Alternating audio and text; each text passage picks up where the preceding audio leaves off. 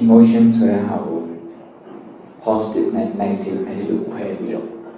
ပြောပြဖို့ရှိပါတယ်ဒီနေ့တော့ positive emotion အကြောင်းပြောပြဖို့ရှိပါတယ်အဲ့ဒီ positive emotion အကြောင်းတွေပဲexercise လုပ်မယ် workshop အနေနဲ့ပေါ့နော် exercise လုပ်မယ်လေ့ကျင့်ခန်းလုပ်မယ်ပေါ့မနေ့ကကျတော့ negative emotion အကြောင်းဘုရားဆုံးမတာရှင်းရှင်းလေးပဲရှိနေတဲ့ positive emotion ကိုတွေ့အောင်ရှာ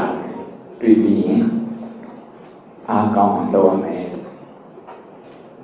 ရှိတဲ့ positive emotion မရှိသေးတဲ့ positive emotion ဒီကောင်းတဲ့စိတ်ခံစားမှုတွေမရှိသေးတဲ့ဟာနဲ့ပဲရှိအောင်လုပ်ဒါ positive emotion နဲ့ပတ်သက်တာ negative emotion နဲ့ပတ်သက်တာလည်းဒီတိုင်းပဲဟောတာအရင်ရှင်းတယ်ရှိနေတဲ့ negative emotion ကိုတွေ့အောင်ရှာမယ်တွေ့အောင်ရှာတဲ့အဲ့ negative emotion မရှိအောင်လဲသွားအောင်လုပ်ရမယ်မရှိတဲ့ negative emotion ကိုမဖြစ်အောင်လုပ်ရမယ်ပြန်ပြောမယ်ရှိနေတဲ့ positive emotion ကိုတွေ့အောင်ရှာပြီးတော့များအောင်လုပ်အားကောင်းတော့မရှိသေးတဲ့နံပါတ်1မရှိတဲ့ positive emotion ကိုတော့ရှိအောင်လုပ်ရမယ်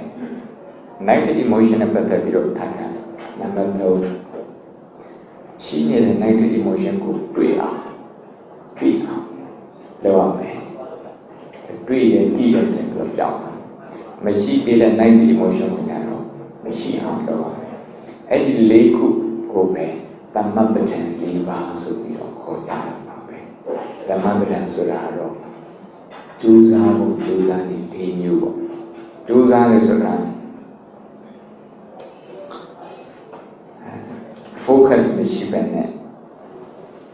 ဘယ်လိုကြိုးစားမလဲဆိုတာစူးစိုက်မှုမရှိဘဲနဲ့ရွေးချယ်မှုမရှိဘဲဒီတိုင်းကြိုးစားရင်အရာမရောက်ကြောင်းချိုက်ပြီးတော့ငါးဖမ်းနေဆိုပြီးတော့ရည်တယ်ခုံချတယ်ဒီနေ့ကငါးရှာတယ်ငါးဘယ်လိုနေရာမျိုးမှာနေခဲ့တယ်ဆိုတော့မသိဘူးငါးကဘယ်လိုဖမ်းမှရမယ်ဆိုတော့မသိတဲ့အခါကျတော့ဒီပုဂ္ဂိုလ်ဒါငါးဖမ်းတယ်လို့မခေါ်နိုင်ဘူးငါးတယ်လို့မခေါ်နိုင်ဘူးဒီနောက်အောင်လုပ်တဲ့ပုဂ္ဂိုလ်လို့ပဲခေါ်တယ် emotion တွေနောက်နေတယ်ရုပ်ထွေးဖြစ်တဲ့ဒီငါအကြောင်းသိတဲ့ပုဂ္ဂိုလ်ကြတော့ဘယ်လိုများမျိုးငါနေတတ်တယ်ဘယ်လိုအစာမျိုးကျွေးရင်ငါလာတတ်တယ်ရေကအစီရေစီးတာရေစီးတိုင်ငါဘယ်လိုများမျိုးမှနေတတ်တယ်အဲ့ဒီလိုလေးလာပြီးတော့ငါများရုပ်ကိုလည်းအချင်းအများကြီးမလုပ်ရဘူးအဲ့ဒီပုဂ္ဂိုလ်ကိုကြမှာငါဖိုင်တယ်လို့ခေါ်တယ်နောက်ဝိရိယချင်းဒီ